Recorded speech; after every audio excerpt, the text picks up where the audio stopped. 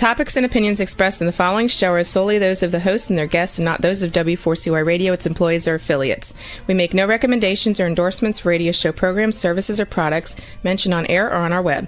No liability, explicit or implied, shall be extended to W4CY Radio or its employees or affiliates. Any questions or comments should be directed to those show hosts. Thank you for choosing W4CY Radio.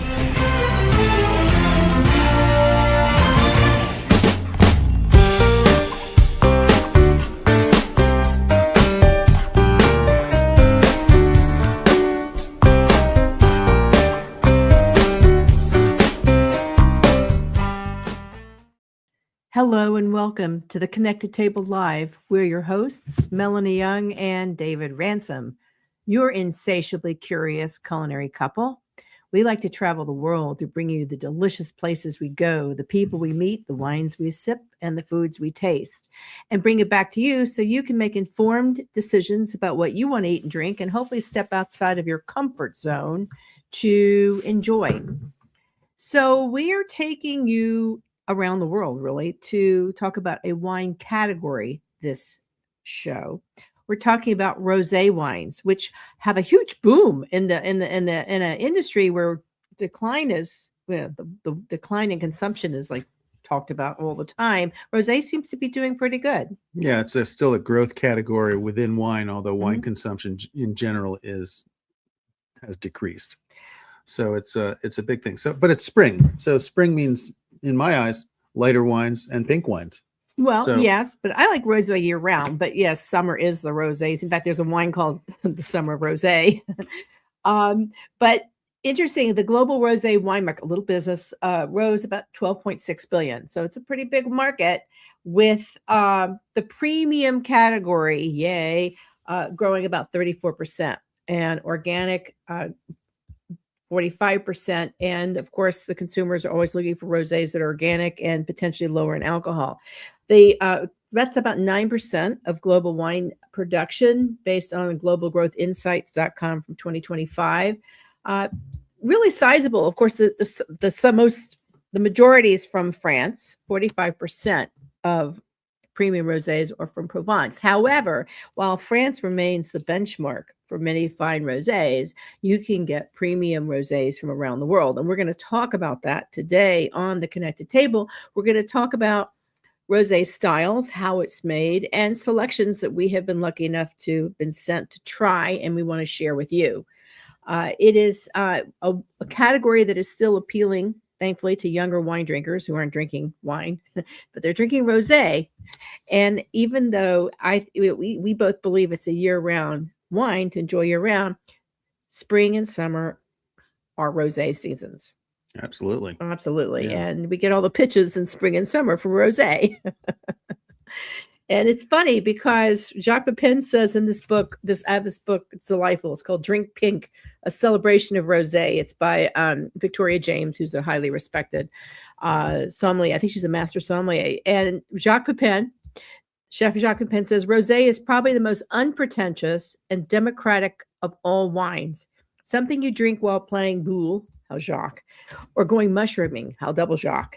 Or in our case, hang out by the pool and entertain with friends. Yeah, or anytime. And just enjoy any time with many of those amazing spicy dishes that we consume here in New Orleans and all that. You just want a refreshing, crisp, high-acid wine in the summer. And rosé suits the bill, right? Yeah, I think it was about, 10 or 12 years ago that we started seeing hashtags like rosé all day and drink rosé wine, et cetera, et cetera. And my first trip to rosé country in Provence, actually, down in the Côte de Provence, which is really the benchmark rosés considered in the marketplace, was in 2017. I probably visited 30 producers and spent a week there and had a great time.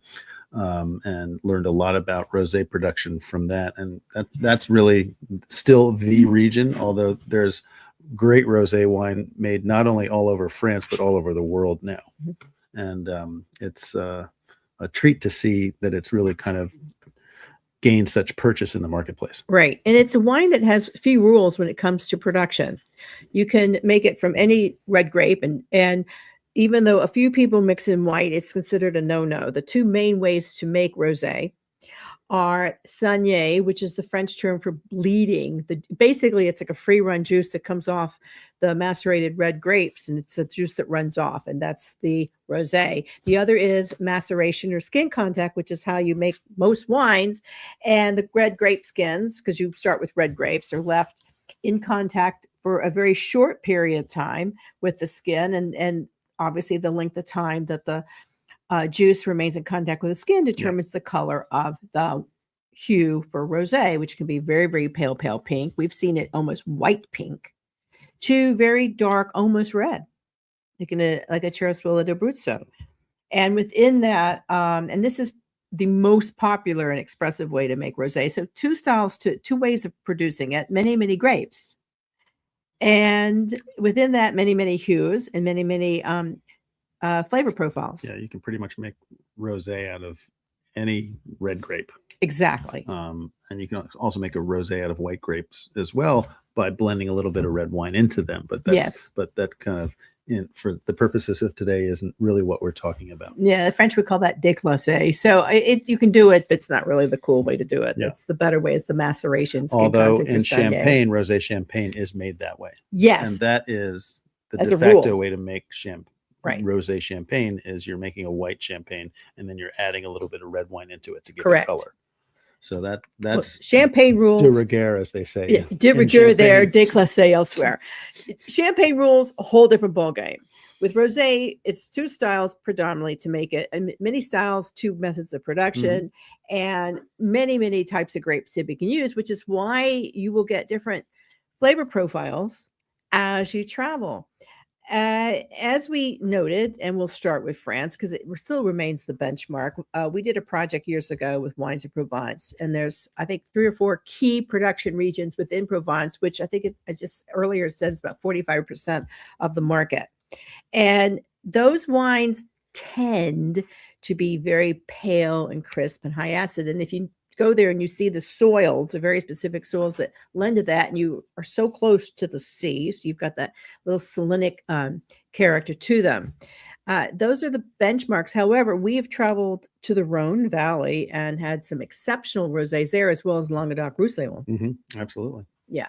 And as we mentioned, you can really find rosé everywhere. So some great rosés are produced in Italy, some others are produced in Spain, and then there's also wonderful rosés produced on this side of the pond as well.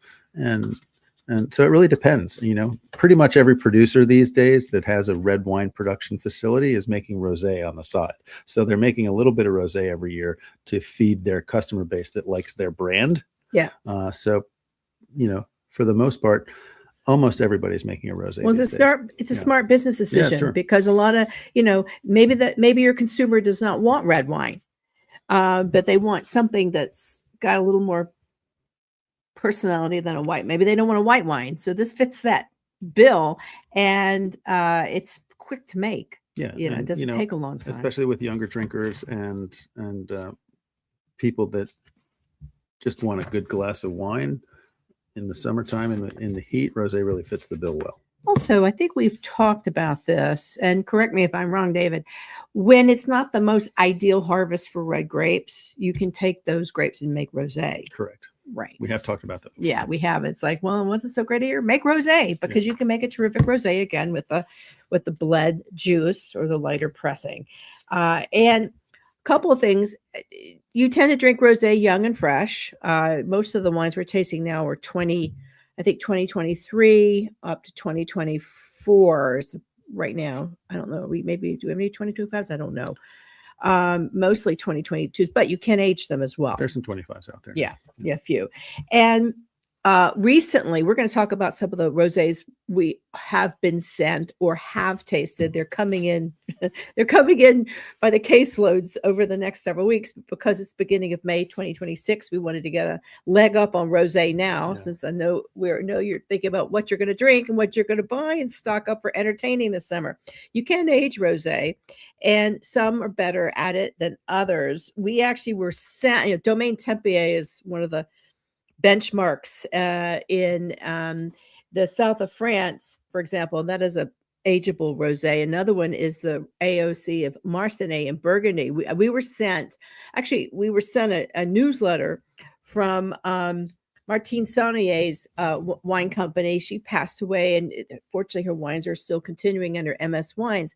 And the newsletter was so well written that I wrote the company. I said, "Can we try this rosé?" It was a Marsanais rosé, so that's Burgundy.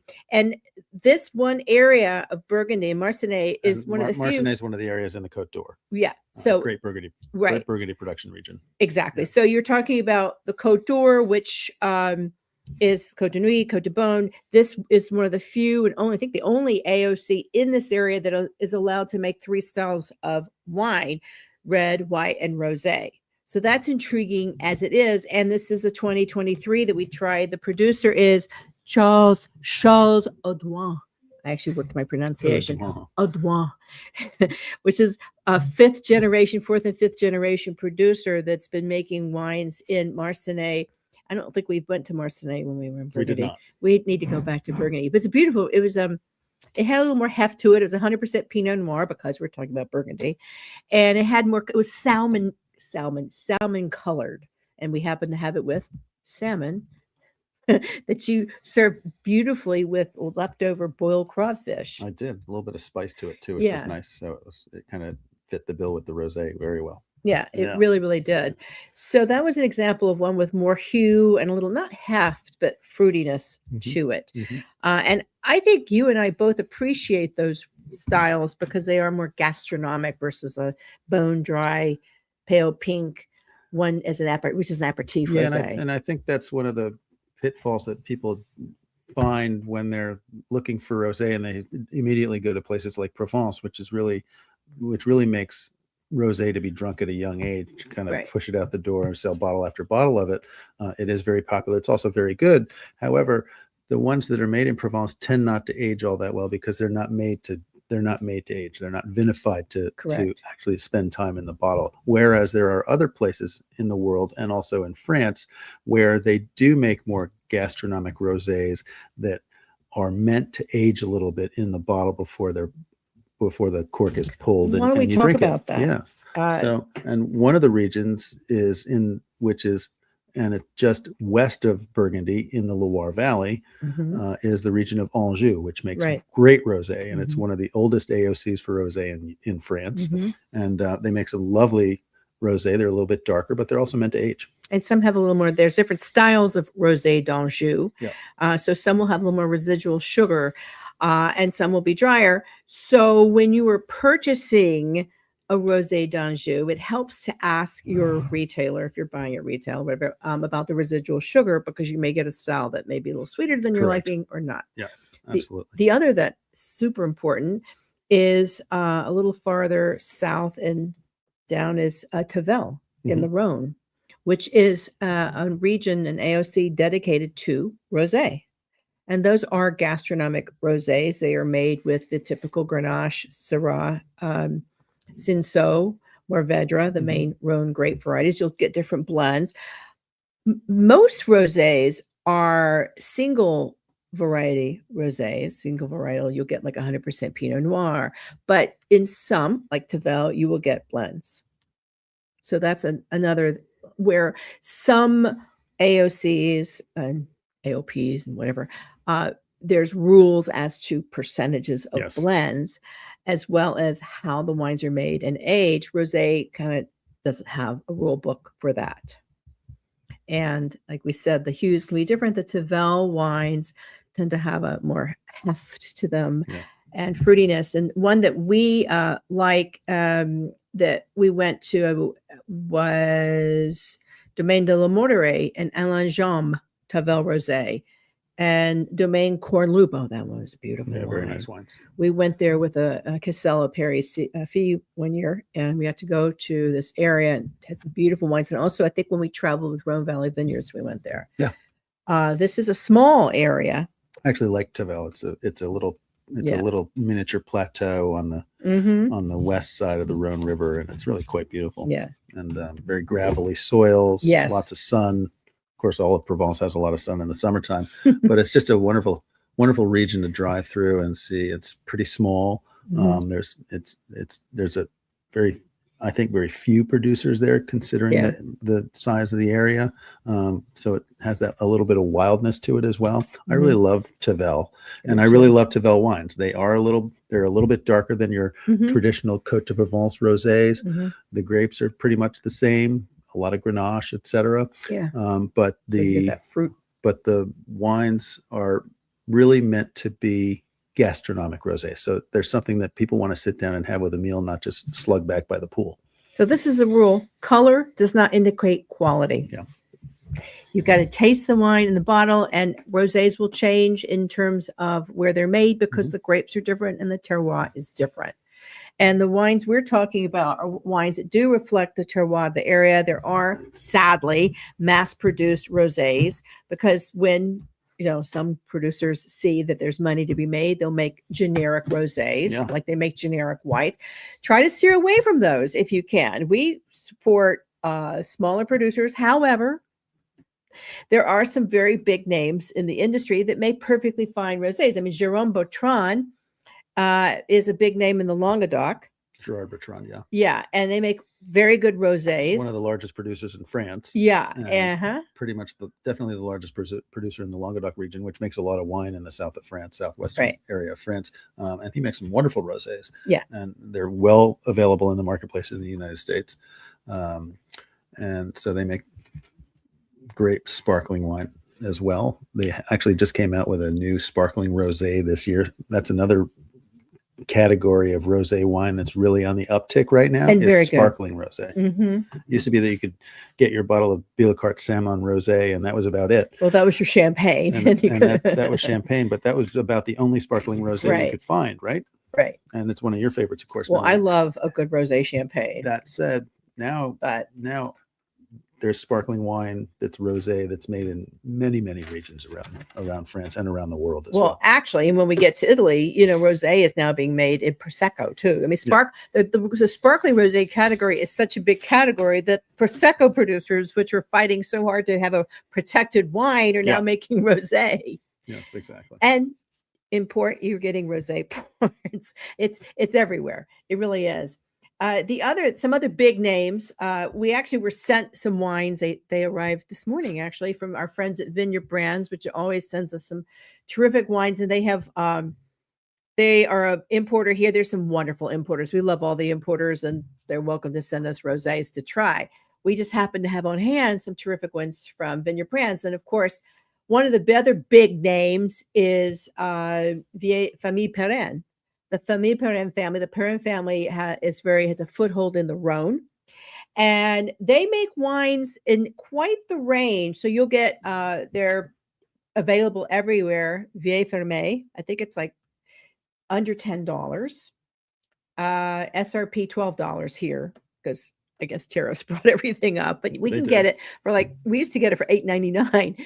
A perfectly fine, drinkable, enjoy every day. You're on a budget. You just want to go on a picnic. Fresh, fruity. It's America's #1 selling French wine produced by the Rhone Valley Specialists. So that's Famille Perrin. But if you want to take it a step up, I'm looking at my notes, so sorry. If you want to take a step up, they have a signature rosé from the Côte du Rhône because the Rhone's a very big area. And this is a 2024. We talked to vintages, and that one is $16. And it's more of a paler pink color. I had a beautiful photo. I guess it didn't make it to the thing, but we'll put it up on the Connected Table on Instagram. It's a much paler pink color. And then the Famille Perrin Côte du Rhône Reserve Rosé. So that one is made with specific, vineyard grapes. So you're going to get, that's why it's called Reserve, because again, it isn't really saying any other reason. But it's in Grenache, Mourvedre, and Syrah. So we're talking about blended rosés here versus single variety. Another big name, of course, is Chateau Minuti, Miraval, Whispering Angel. Those are all big name, easily available. Yes, mass-produced, but big name and still very good quality rosés from France. They're also super, super popular. Now, while we're still in France, let's talk about some that you may not know about. Well, another nice Côte de Provence rosé that I like is Domaine de la Mayonnette, which is brought in by our friends at Casella Perry as well. Also very nice. and that's Côte de Provence. But also, one of the most exclusive regions of rosé production and wine production in France is the region of Bandol. Yes, which is right down on the coast in the south of France. So there's a number of producers there. They all make a small amount of wine, which is one of the reasons that Bandol is maybe the most expensive of the rosés in France. Yes, and there's Domaine Tempier, which is like the highest great of the high. stuff. And Domaine Haut is from there as well. Oh, yeah. And everybody loves a glass of Haut, right? But one of my favorites is Domaine de la Begude. Begude, which is another Bandol rosé. Was that a Casella one? It's and it's a family, like most of the producers in that area. It's family owned and family run. So the vineyard brands has Hecht and Bannier, Bannie are Bandol rosé. The AOC is Bandol, so we're talking about Bandol. There's like 4 key AOCs in southern Provençal area of France for rosé. This is a 2023. We talked about vintages. It's $32 SRP. And this area, they say one of the unique selling points about Bandol, and I've been there. I actually went there because I read an MFK Fisher book. She wrote about Bandol rosé and eating. We went there together. Yeah, I went alone once, sadly, and it was because MFK Fisher, one of my favorite writers, wrote about Bandol rosé and eating them with sardines, grilled sardines. And to this day, I still hate the sardines, love the rosé. There you go. But it says in Bandol, nestled between the Mediterranean Sea, Saint-Baume Mountain, and Mount Combe, the vineyards are on terraces called restants. So these are higher elevation for this area, stony terraces. And you're going to get this particular one, the Bandol Rosé is aged, bottle aged after 5 years. So it's got a longer aging. So yes, you can enjoy an aged rosé. Bandol is known for them, as is Burgundy, Marsanne. So that one's a bit more. 32 is probably the higher end. The Domaine Tempiers are quite up there too in the 30s, and at a restaurant list a lot more. They also have one, the same producer, Hecht and Bannier, Languedoc Rosé. So Languedoc makes a lot of rosé too, and at a lower price point because it's a much bigger region. They're very plentiful in the grapes. Some crazy amount of wine is made in Languedoc. It's huge. Yeah, crazy. And their one there, which is Syrah, Grenache, and Cinsault. So there's similar grape varieties in Provence and the Rhone. But over in Languedoc, they're going to be a little less expensive, and that's SRP $17. This is home to the oldest and largest vineyard in France. And it's Hecht and Bannier again. So you can get a Hecht and Bannier from $17 to $32, which it's not just Hecht and Bannier, any rosé. You can find them from $12 to $35 or $50. And they're very nice people. They do kind of negociant style wines as well, but they are in full charge of production. And I had lunch with them when I was in Provence a number of years ago. Hecht and Bannier? Yeah, we had it was really very nice people, very nice wines as well. And well available in the United States. Now, can we go back up to the Loire for a minute? We were just there with the Anjou Rosé. Another interesting, the Loire has, it's predominantly, and we just did a show on Loire, known for its white wines. It has exceptional red wines, and Cabernet Franc is the lead grape, then Côte, which is Malbec and Cabernet and Gamay. The Domaine Grosbeau Chinon Extra Ball Rosé is 100% Cabernet. It is still, I'm looking at the color of it. We don't have it. It's a paler pink. So it's obviously got a very light maceration, but it's a lovely style from the Loire. Yeah. And the Loire is really well known for its Cabernet Franc, and especially in the region of Chinon and also Anjou. Right. They grow a lot of Cabernet Franc. So the base of the rosé is Cabernet Franc. But this one's only $13. So it makes a little bit of a different, more spicy style of rosé, which I really tend to like. I think that's a great way to say it. The spice is special. Again, this Domaine Grosbeau Chinon is only $13 a bottle. So it's at that end of the spectrum. And we'll put all of these up on the Connected Table .com blog. Yeah, and there's a number of really good producers of Anjou Rosé and Loire Rosé as well. Another one of my favorites, again from our friends at Casella Perry Fee in Virginia, is Alain de la Traye. They make two rosés actually. One is a Loire Rosé. It's called Le Rosé, and then the other is the Anjou Rosé. which is an AOC designated rosé that they make, and it's absolutely delicious, both of them. Yeah, and you can get sparkling rosé in most of these areas as well.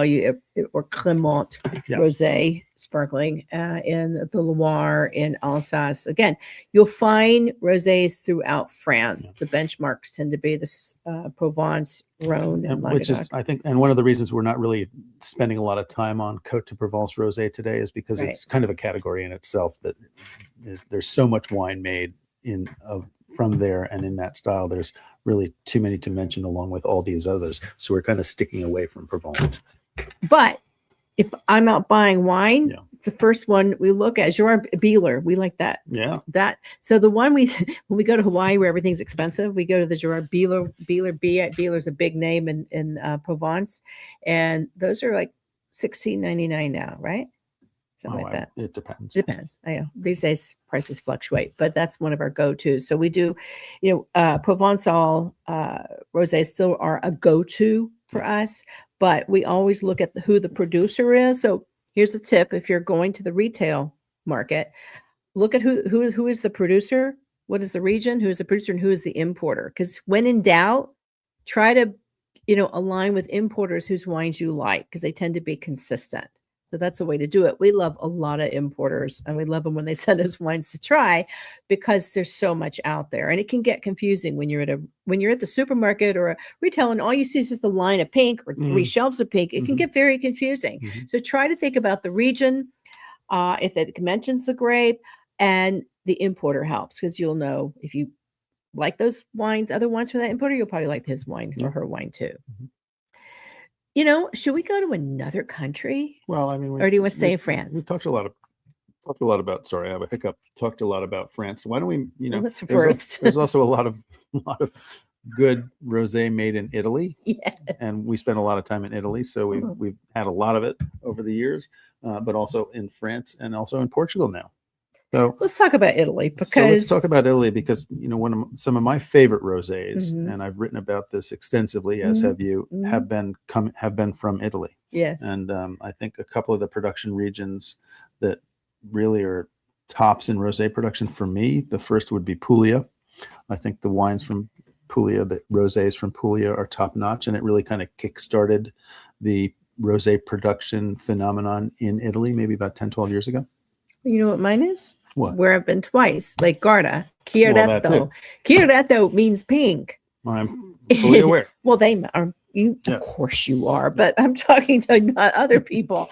And so Chiaretto is pink, and it is a category of rosé wines made around Lake Garda, which is up in the Veneto area, which is north of Venice and north and west of Venice. Well, what's interesting is actually Lake Garda cuts in the Veneto, but also in Lombardia. And depending on what bank of the lake you're on, the grapes are different. Yes. So on one end, there's different grapes from the other. You're going to have more Veneto grapes to the eastern shore, and more Sangiovese and Groppolo to the western shore. The styles range. They are, like many rosé producers, trying to go paler. Some of the old country rosés were dark, and for a while, and mistakenly, it was a perception that to sell them and be perceived as quality, they needed to go paler. But I think people are getting wise and realizing that pale doesn't always mean the best quality either. It can, but you want the beautiful darker color rosés as well. But there's many Chiaretto wines out there. Yes. Too many to mention. Chiaretto is a great, and it's DOCG. Yeah. Which is the top level of quality according to the Italian Wine Consortium governing body, right? So it is a top level rosé, and then there are a couple of others as well. I think another area that I like, speaking of east coast of the Italian boot, would be in Abruzzo, the Cerezuolo wines.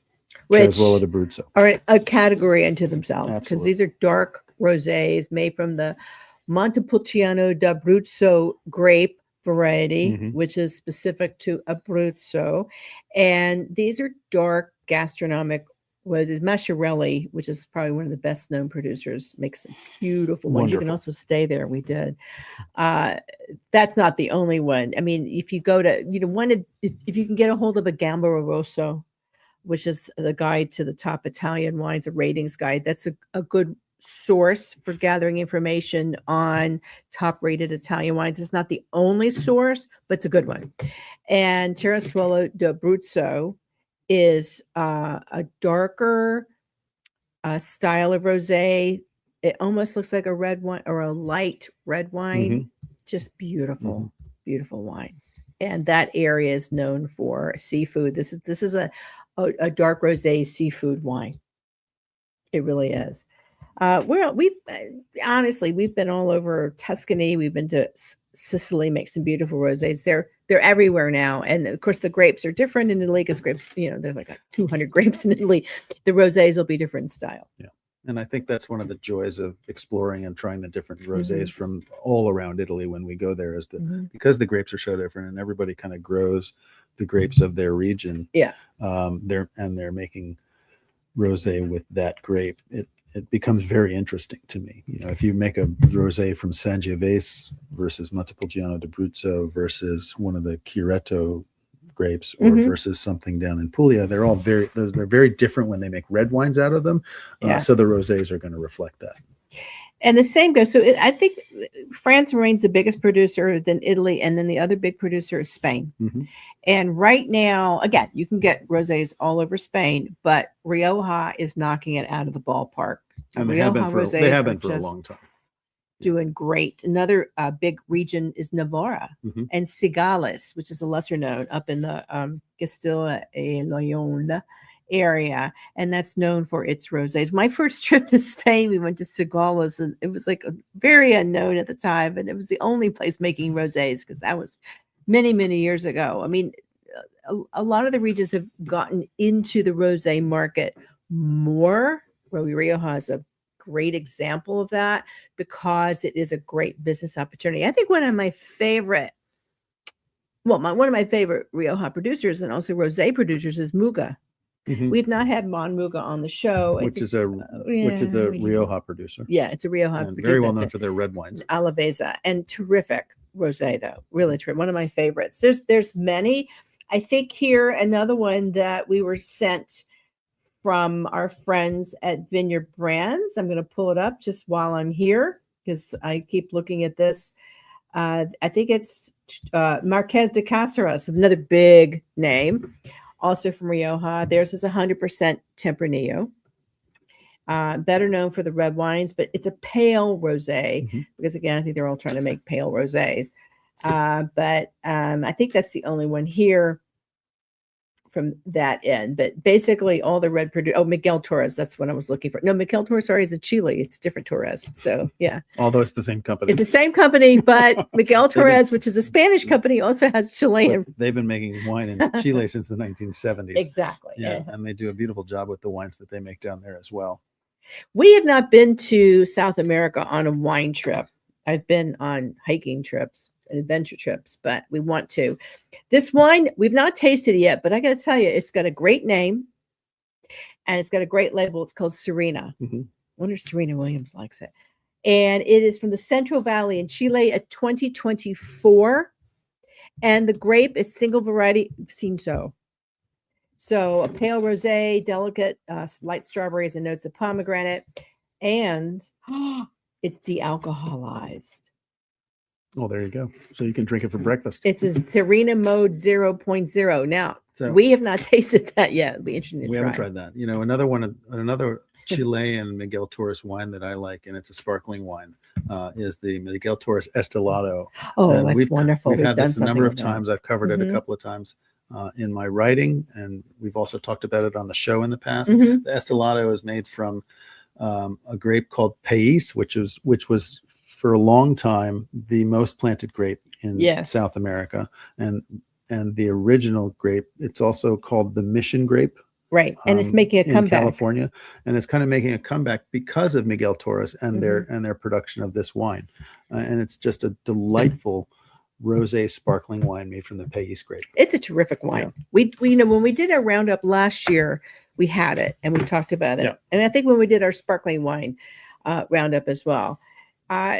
Again, you'll be getting interesting rosés from Argentina and Chile. We actually were just sent a white Malbec, which has nothing to do with rosé, but it was the only white Malbec we've ever had from Trevento, and it was pretty interesting. It was good, low alcohol. It was a nice light white wine. Yeah, so they're making anything there because at the end of the day, everybody wants to sell more wine. I think in the end, we all know wine consumption is down. Yeah, and there's a lot of reasons for that. People aren't drinking as much. I heard the other day that 40% of the U.S. population doesn't drink wine. Yeah, I think so if they're or doesn't drink alcohol. So if they're not drinking, that leaves only 60% of the population to actually be the wine drinkers. And they also have chunks being taken out of their consumption because there's a lot more out there to drink these days. We all know that. Right. THC beverages in the places that allow them in the States. Right. Hard seltzers, ciders, beer, all that stuff. That is all taking a chunk out of the wine market and the wine sales initiatives. So the wineries are doing whatever they can now to attract new drinkers. Young drinkers are more inclined to have fresher, fruitier, funner wines that they can just celebrate with. And they like lower alcohol. So wines like these are doing very well. Yeah. It's like, the challenge is the 40% are not drinking, and there's so many reasons why. Okay. It's not always health and wellness. It could be religious. It could be a variety of things. The 60% who are drinking, who is drinking a lot of wine? Seniors. They are drinking a lot of wine, but it's just like ice cream. They like vanilla. I mean, they like their traditional flavors more than the funky flavors. They want their and they want butter. They want the best butter pecan. They don't just want vanilla. They want the best French vanilla, the best butter pecan. That's how they are with wine. So more people should be marketing their wines to seniors because and seniors are like 50 and older. So, young people are experimenting with different things. Seniors, not so. They're not going out there and buying the latest THC or the hard seltzers because they just want a great bottle of wine. Yeah, they're drinking less and they're drinking very good. Yeah, and they're bringing more. And that's kind of our theory. Drink less, but drink better. And that's why premiumization, which is the buzzword at every wine event we go to, it's all about premiumization and going for quality. Right. And if you must stock your wine refrigerator and your cooler, go for quality. Buy less, go for quality. Now, we'd like to spend more time in South America trying the wines because I just read an interesting article. I sent it to you, a link about regions that are making amazing rosé that you may not ever have thought of. And one was Uruguay. So that means the Tannat grape is being used to make the rosé wine. Would love to try it. I think Uruguay Tannat is terrific. We have a friend who is making wine in Croatia. Croatia or Slovenia? Croatia. I think it's Croatia. Yeah, Elizabeth Gabe. She is actually a rosé expert who lives in the south of France and is a master of wine and lectures all around Europe with her colleague and son Ben, and she is actually experimenting with making rosé in Croatia, which this journalist who writes for Forbes said is another area to look at. She also did a nod to South Africa. Our good friend Suzanne Lang imports South African wines, South to South wines, and has brought over some rosés for us to try, and that's another terrific area. I don't know if we've ever had a rosé made from Pinotage, but we've had some good rosés from there. And of course, Austria and Germany. Now, you've been to Austria. I haven't, but Vineyard Brands has sent us some interesting Austrian and German wines to try, and I butcher all the names in this one. This is not my best language, but Weingut Leumer Rosé. Glücklich. Weingut Leumer Glücklich Rosé from the Niederösterreich area. I can't pronounce it. But I can tell you, having studied it, it is one of the largest and best quality regions for producing Austrian wine. And it's the Zweigelt, Saint Laurent, and Pinot Noir blend. So blended. This is a dark, I'm looking at it now, the wine. It's a dark rosé. And it looks like it's going to be terrific with like dark plum and cranberry and raspberry and a fruitier style. I really can't wait to try it. Yeah. And it's from Fred Leumer, who's a very famous Austrian winemaker. Yeah, we've had a number of the Leumer wines over the years, and they're very good. This wine is 24 SRP, non-vintage. I can't wait to try this because I think that one, we want to explore this area more. And two, I have a thing for the darker ones. The other one that looks really interesting is Ingrid Gross Rosé, also from Austria, $24, Pinot Noir Zweigelt. And it just looks, it's a beautiful bottle, very elegant. And clearly, I would assume Ingrid is a woman winemaker. Looks like a terrific wine. Says everything about this wine is tender, soft pink color, subtle nose of berries, and gentle lemon freshness. I'm in. I like soft rosés. I don't like them to be in your face, grippy. We have a friend who's a Mary Taylor who likes crunchy rosé, crunchy wines that really crunch from the soil, I think is what she means, and have great acidity, minerality. But I like that in my rosés as well. But I also like that fruit to come through where it's not just bone dry. Yeah. For me, bone dry wine is what you have as an aperitif. And then as you progress through the meal, the fruit should progress with the food. We have a lot of spicy food here in Louisiana. We have a lot of seafood. So rosé is just perfect for here. Now, you also have things like Lambrusco, Rosé Lambruscos, which are terrific with that light frisant. I mean, rosé can be made any style. Yeah. Sparkling, frizzante, still. We haven't even touched on the wines from the United States, but there's so many. A number. Yeah. And really, again, made all over the country. Yeah. New York makes great rosés. Yeah, Virginia makes beautiful rosés. Obviously, California makes some wonderful rosés as well. I like the Virginia rosés. I like the Virginia New York ones because they tend to be Cabernet Franc and Pinot Noir, which is really my favorite.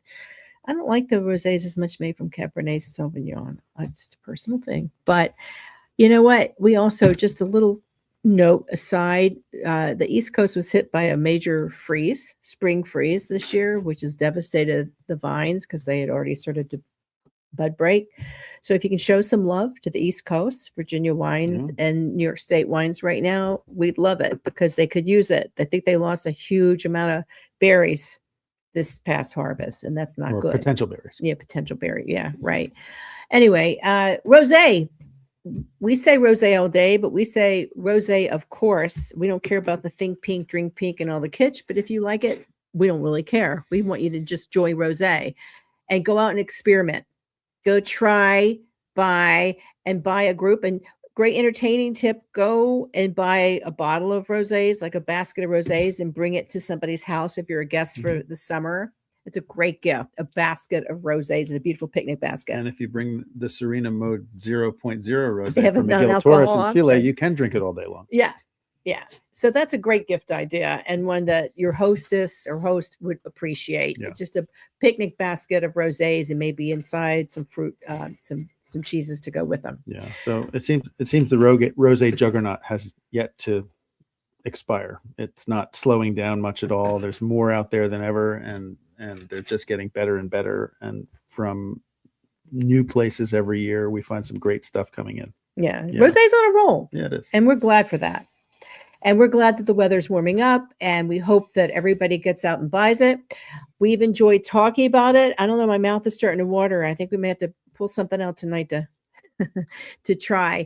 Anyway, we hope you've enjoyed this edition of our Rosé Roundup from the Connected Table. You can see a lot of these wines. We'll write them up on the Connected Table Substack and blog, which we invite you to follow and subscribe to, please. You can also follow us on Instagram and Facebook at the Connected Table. Meanwhile, we encourage you to eat, drink, and explore around the world with us every week, and always stay insatiably curious. Thank you.